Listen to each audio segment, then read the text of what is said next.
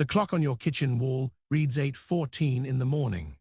Steam rises from your tea, a tram bell rings down the street, and somewhere above the clouds, a single plane is opening its doors.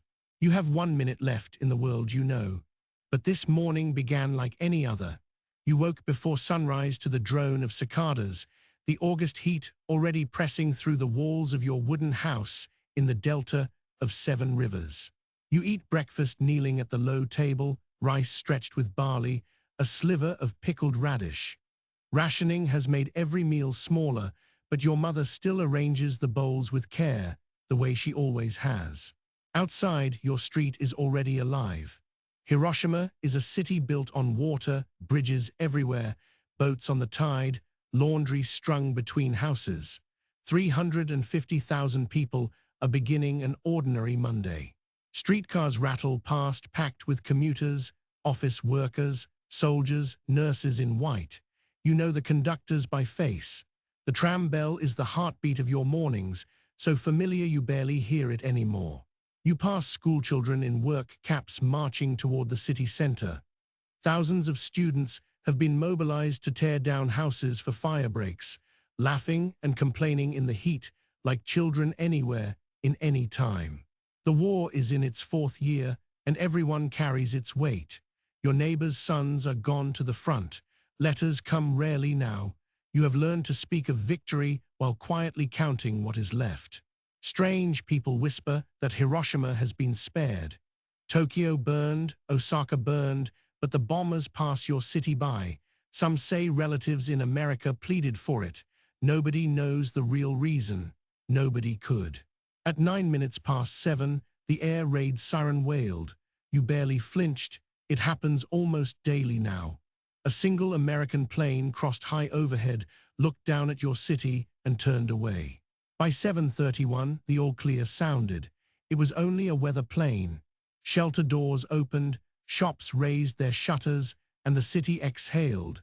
That all-clear siren is the cruelest sound in this story. So now you walk to work without fear, along rivers that glitter like hammered tin. The morning is beautiful, cloudless, already hot.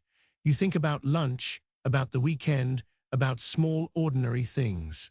Ahead lies the AA Bridge, the strange T-shaped crossing where 2 rivers meet.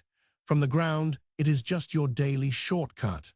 From 31,000 feet, it is the most visible aiming point in Japan. 6 hours ago, on an island called Tinian, 1,500 miles south, a silver B-29 lifted off a floodlit runway. Her pilot named her after his mother, Enola Gay. In her belly rides a single bomb. Now 3 silver specks hang in the blue above your city. High above, 12 AMN check instruments in the freezing thin air. Below them, streets full of people who sound, from that height, like silence. At 8:14, the bombardier presses his eye to the sight. The crosshairs settle on a T-shaped bridge over a shining river.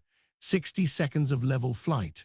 The city below has no siren, no warning, no idea. On the ground, someone points upward. You see it too, a glint of silver, thread-thin contrails, beautiful against the blue. Children shade their eyes to watch. After the all-clear, a lone plane means nothing. At 8:15 and 17 seconds, the bomb bay doors swing open. A 10,000-pound cylinder called Little Boy tips forward and falls free. The Enola Gay banks hard away, engines screaming, racing her own shockwave. 43 seconds, that is how long it falls. Below, a tram crosses the AA Bridge. A doctor opens his clinic. Students pause their work to rest. 43 seconds in which the world is still whole. You reach for your teacup. Somewhere a mother buttons her child's collar. A clerk dips his pen. These are the last ordinary gestures of the old world, and no one knows they are performing them. Then the sky ignites. 600 meters above the courtyard of a hospital, the bomb detonates, a flash brighter than 100 suns, a silent white light that swallows every shadow in the city at once. The heat arrives with the light. Stone steps keep the shadow of a person who sat there. Roof tiles boil. You are shielded, a wall, a doorway, blind luck, and that accident is why you live. For a heartbeat, silence. Then the blast wave crosses the city faster than sound, and everything you have ever known folds flat. Houses, temples, offices, 4 square miles pressed to the ground in seconds. The wall you stood behind becomes the floor. You are thrown through darkness full of splinters and plaster. When the roaring stops, you are buried in your own house, tasting dust, hearing nothing at all. You dig yourself out into a world you cannot recognize. There is no street, no neighborhood, no skyline, only a plain of smoking rubble reaching to the mountains, under a sky the color of a bruise. Above it all, a column of cloud climbs miles into the sky, unfolding like a monstrous flower. It is beautiful, and it is the worst thing you have ever seen. The morning sun has vanished behind it. Survivors emerge, walking in single file, strangely quiet. People hold their arms out from their bodies as they walk. No one screams. The silence of that procession will stay with you longer than any sound. Then the fires begin. 1,000 small flames find each other in the wreckage and merge into a storm that owns the whole sky. Whatever the blast spared, the burning city now comes to claim. Everyone moves toward the rivers, the 7 rivers that made this city beautiful. People wade in to escape the heat, calling names into the smoke. You will never again hear water without remembering this. Around mid-morning, rain begins to fall, fat, black, oily drops that stain skin and cloth. People open their mouths to it, desperate with thirst.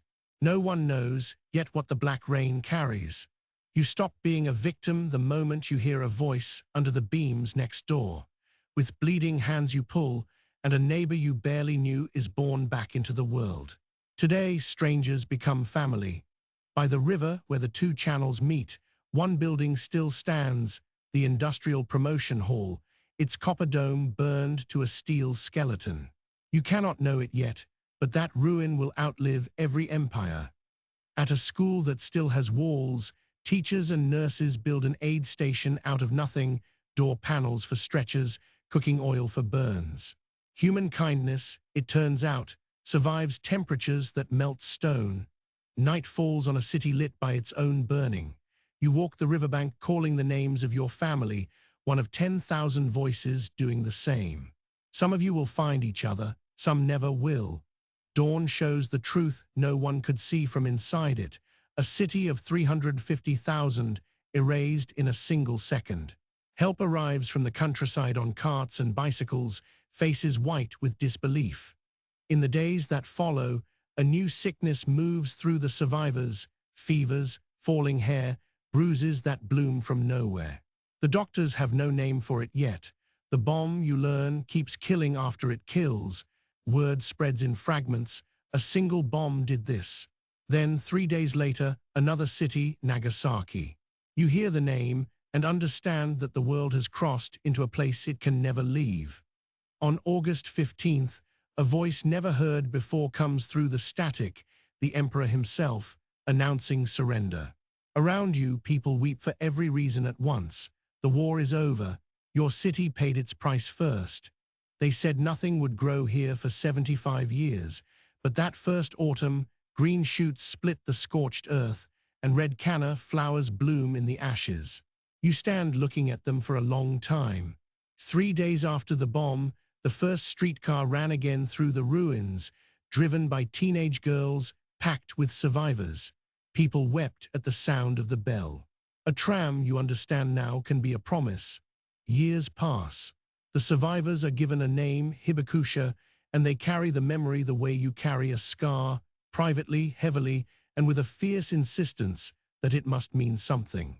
Where the fireball burned, a park now grows.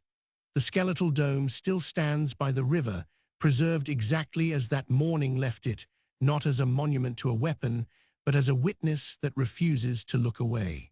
Children come from everywhere, carrying folded paper cranes by the thousand, strings of them, rainbowed and rustling, draped over a monument to a girl who believed 1,000 cranes could grant a wish. Every August 6th, at 15 minutes past 8, a bell tolls and an entire city falls silent. At dusk, thousands of paper lanterns drift down the rivers, One small light for every name still spoken aloud. You were there on the last ordinary morning, the tea, the tram bell, the children shading their eyes at a silver plane. Remember them not for how it ended, but for how completely they were alive. Carry that. It is the whole lesson.